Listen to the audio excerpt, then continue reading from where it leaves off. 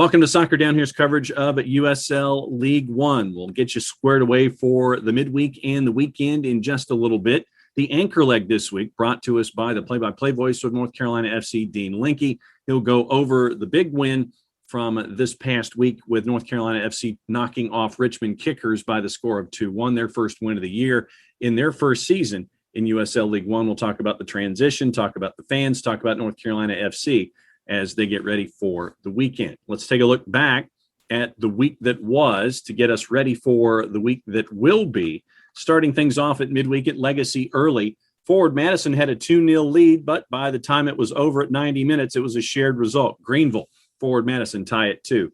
Last week, you remember we caught up with Ian Cameron, the head coach of South Georgia Tormenta, on their way down to Osceola Heritage Park to take on Toronto FC 2.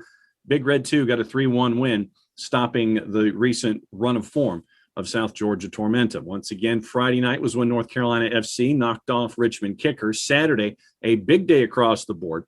Chattanooga at CHI Memorial hosting Greenville Triumph, a 1-1 draw there. New England Revolution to continue their hot form, knocking off North Texas by the score of 3-0 at Drive Pink. Fort Lauderdale CF beat Toronto FC 2-1. Union Omaha shuts out FC Tucson at Warner Park by the score of 1-0. As promised, time for the anchor leg. Time to catch up with Dean Linke to get more acquainted with North Carolina FC in their first year in USL League One. Time for the anchor leg this week, and it is with the busiest man in show business, the happiest guy in show business, Dean Linke, the play-by-play voice. How about North Carolina FC, Dean? Good to catch up with you, my friend. Yeah, how about them? They finally got that first win, so certainly looking forward to seeing if they can keep that going. But, I really felt for John Bradford. It was a strategic move to move down, but they got that first win, so I was able to say it a couple times. How about North Carolina FC? How did that line come about? It's just one of those things that just popped into my head as a question to ask. How did that line come about? Because we all have our lines and we all have our tags. How did that one come about for you? Yeah, it's obviously not super original or super dramatic, but, it started with the Carolina Railhawks from day one, back with Chris Economides, another old school name. And I'm up in the booth and Capono Low hit a rocket shot. And I was like, how about it? And then it just got legs from there and kept it going. Obviously Jimmy Johnson, I think, is much more renowned for saying it, but it stuck with me and I'm sure glad it has. All right, let's talk about the win last time out. I know it's been a bit of a long slog so far this season with North Carolina FC, but now that you've had the chance a couple of days to kind of ruminate on it a little bit, what are some of your takeaways? Well, first of all, it was a completely different team. The first half, I think even John Bradford would say that North Carolina FC was poor, John. They did not do anything right. And Austin DeLuz, who I love working with, told me off the air, he's like, this is one of those games where I would either come out and score 2 goals or I would get a red card.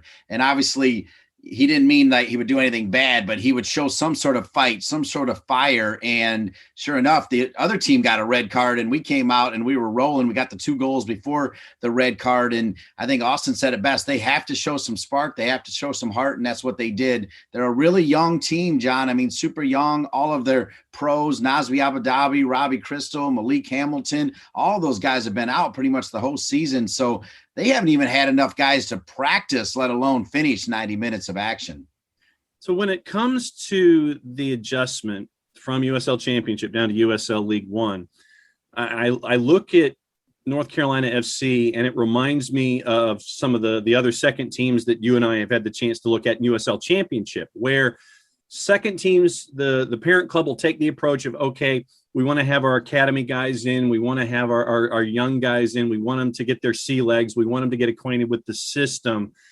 When you've been looking at it this way for North Carolina FC, what's it been like to see all of these young guys getting acclimated now in this system that's now ground up under Coach Bradford? It's been awesome. It's super exciting. Obviously we loved our time at USL Championship. There was a lot of talk about this club going MLS, but strategically, the Courage are having great success. The connection to arguably the biggest youth club in the country and NCFC Youth is real. It is genuine. And this just connects it even more. I mean, it takes your top academy coach with NCFC Youth, makes him the head coach. And every game you're seeing 15-year-old goalkeepers, 18-year-old Cole Frame, 17-year-old O'Farrell look really good the other day. And they're going to keep doing that. So it'll be less about wins and losses this year. But I think moving forward, the culture, I mean, Steve Malik's a winner. Kurt Johnson is a winner. I think John Bradford is a winner. I think the culture will change, and later on it'll be more about wins. Right now it's about truly connecting that pro team with the academy team. That's what it's all about. Now, you mentioned a couple of the young guys that you've got the chance to take a look at. Who, for those who haven't had the chance to see North Carolina FC, I guess this is the primer section of the program.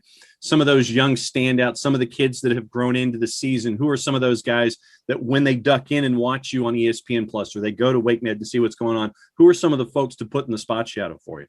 Yeah, I mean, there's two that pop out right away. Cole Frame, and I've said this on the air, and I'm sure people are like, oh, there's Dean being ridiculous again. But he definitely has like a Christian Pulisic type burst with the ball. So I realize they're nowhere even close, okay? So don't take me for that and say, oh, Dean said. But the way he comes on and runs with the ball, runs without the ball, he's electrifying. He's already scored a goal. I think he's only started one game, so they use him in a super sub role. But he's only 18 years old. I think he's probably likely to sign a pro contract and not go to college like a lot of the guys that are on the team. Some of them are going to NC State. Some of them are going to other ACC schools. Some are going outside of ACC. But Cole Frame looks like a pro already to me. He doesn't have a big body, but he doesn't know any better. Like he gets out there and he doesn't care that he's playing against guys like on Greenville that are true pros and some of these other clubs that have true pros. He's great. And then Nick Holiday, I mean, you're talking about a guy whose dad was a big-time football player at UNC, so he's got that pedigree. He's 15 years old. He had 10 saves the other day, really almost got the win against a very good Chattanooga team, and that was another case where, remember I said we can't practice for 90 minutes, so how are we going to play for 90 minutes? And we just have run out of steam in the other games. We hung on with dear life just to get that win in the last game, John. But those are two names that absolutely will blow your mind. One's a goalkeeper at 15, and Cole Frame's a guy that will continue to score goals this year.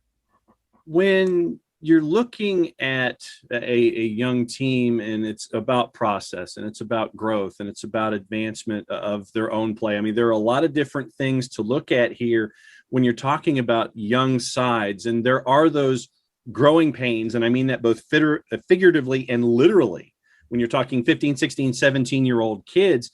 And I mean, it requires a lot of patience from a bunch of different perspectives. It requires patience from the coaching staff, from the front office, from the fan base. What's it been like for the fans to see this new approach there in League One? Yeah, to be fair, I don't think it's breaking news. The fans were not happy after losing that last game, and the fans reached out to ownership. They reached out to leadership. And I give Steve Malik and Kurt Johnson and the leadership and John Bradford credit. They reached right back. John Bradford got on the phone with the head of the Oak City supporters. Steve Malik did a forum with the season ticket holders before the last game on Friday night over at WakeMed Soccer Park.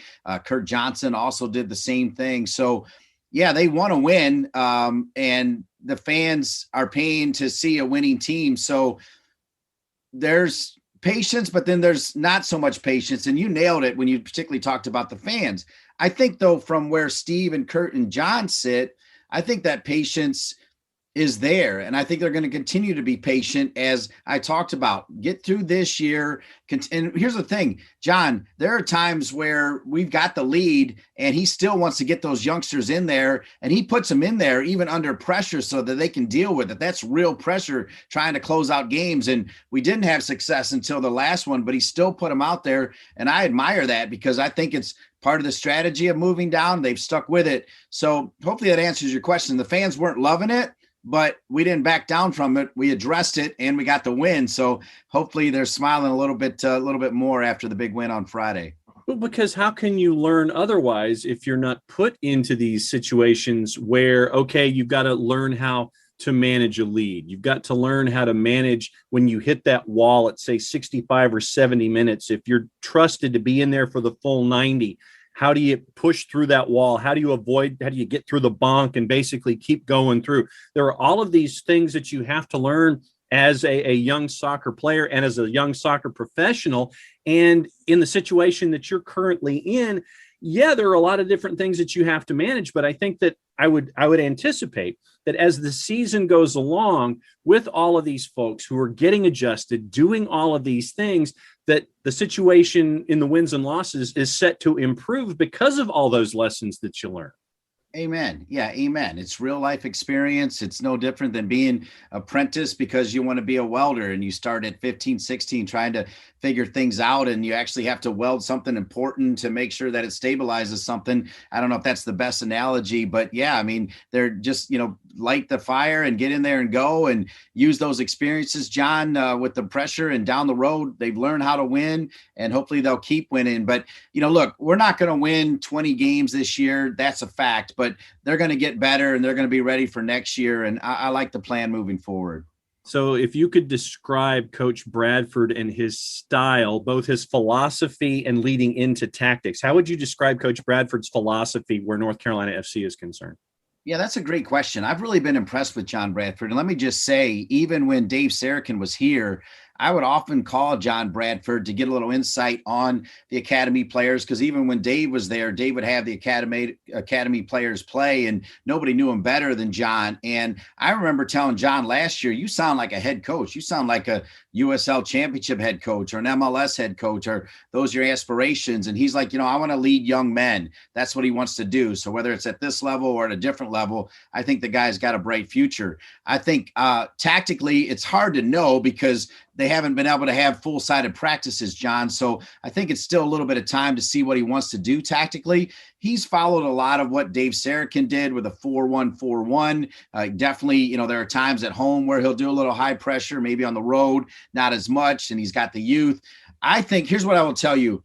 I'll be able to answer that question better when Nazmi Abadawi gets back on the field, when Robbie Christo gets back on the field, when Malik Hamilton gets back on the field, Damian Lawson, those veteran players, because, John, they had to buy into this move because it's not all academy players. They have to learn from somebody. Those are pretty good names to learn from, especially Nazmi Abadawi, who might be, if he was healthy, the best player in the league, and he hasn't played at all. And we don't know when he's going to return, hopefully soon. And I think that affects him on the tactical side. So hopefully you'll give me a flyer on that one. I definitely think John has the brain. He's got the compassion and he's got the passion, both, which I think is a key combo to give us a winning product. And definitely he's got the respect from Gary Butte, who is the CEO from NCFC Youth, and he's got the respect of Kurt Johnson, who's the president general manager of the club. And that's certainly a good place to start.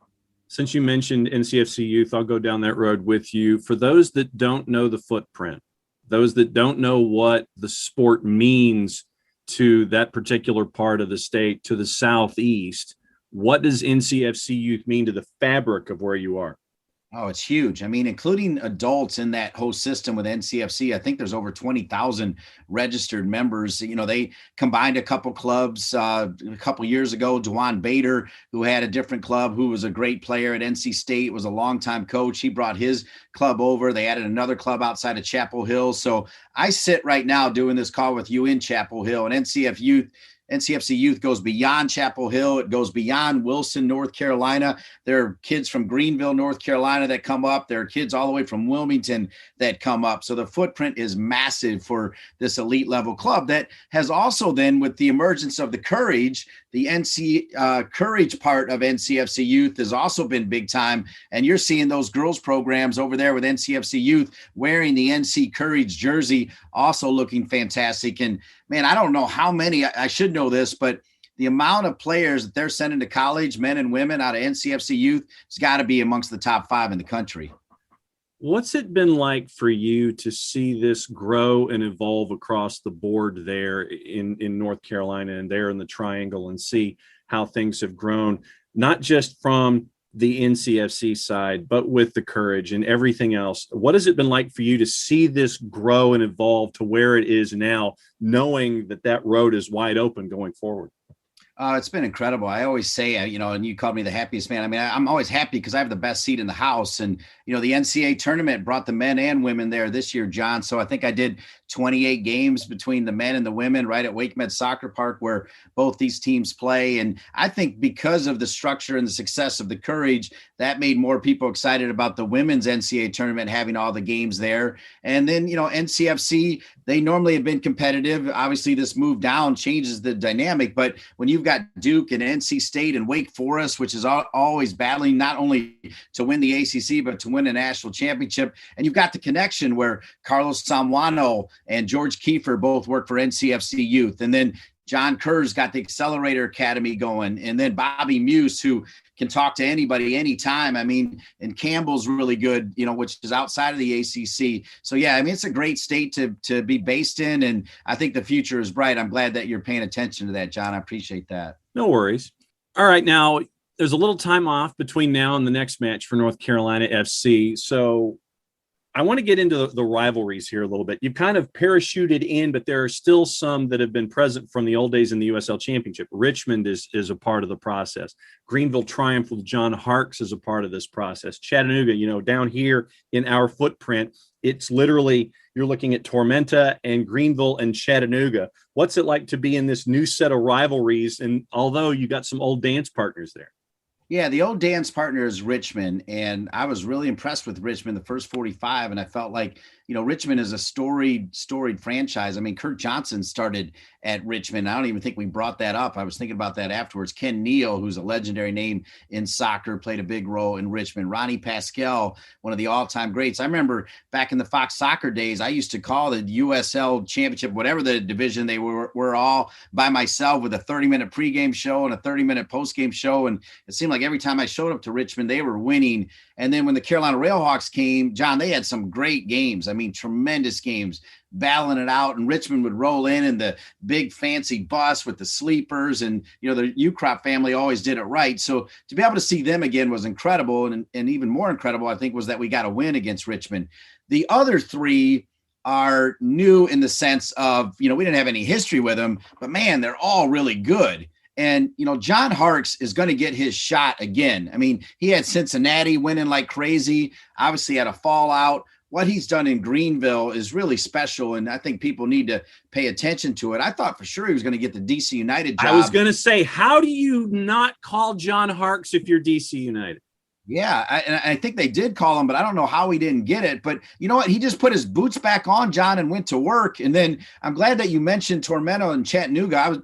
Chattanooga, I thought we had Chattanooga, and then they took out some wood late in that one and really brought it. That's a good team right there. And I think really well coached. All three of those teams are really well coached. So we're going to try to catch up with those three. The fact that we beat a really good Richmond team is certainly promising. All right, time for the blatant promo. For those that want to keep in touch with the happiest man in all of sports broadcasting, happiest broadcaster in soccer, busiest man in show business, how do they do it? Well, I don't know if you're making fun of me or not, but I don't say that, but I appreciate that. So yeah, at Dean C. Linke, C for clueless if you want, but Dean C. Linke, you can find me there at Twitter or Instagram, just at Dean C. Linke. Love to hear from you. To be fair, I haven't totally figured out the social media scene. I try to post and I'm like, is it narcissistic? Is it not? Or I want people to know what I'm doing. So I'm really kind of in a troubled spot right now on all of that. So I appreciate you at least bringing it up. Okay, well, and here's what I've learned, and I am just about as proficient and equally questioning as you are when it comes to social media. What I've learned is if I post something to Instagram, I can send it out simultaneously to Facebook and Twitter. So that way I don't have to do three things at once. And it took me forever to figure this out in your settings. And once again, me and electronics, we don't get along. But I figured out that I can send it to all three at once. That way I only have to do one thing and I got it taken care of. That I can handle. That kind of labor intensitivity, to make up a word, that I can handle. All this three for three stuff, that's where I have problems. I love it. We're like that commercial that you saw on TV where they're teaching parents how to be cool and they're talking about, how do you do a PowerPoint presentation or whatever, so that's you and I, John. I like that. And by the way, I love that Cleveland Crunch shirt you have on. That is awesome. Old days when I was a youngin' in front of the TV set. Trust me, I had a lot of time watching the USA Network and watching the major indoor soccer league.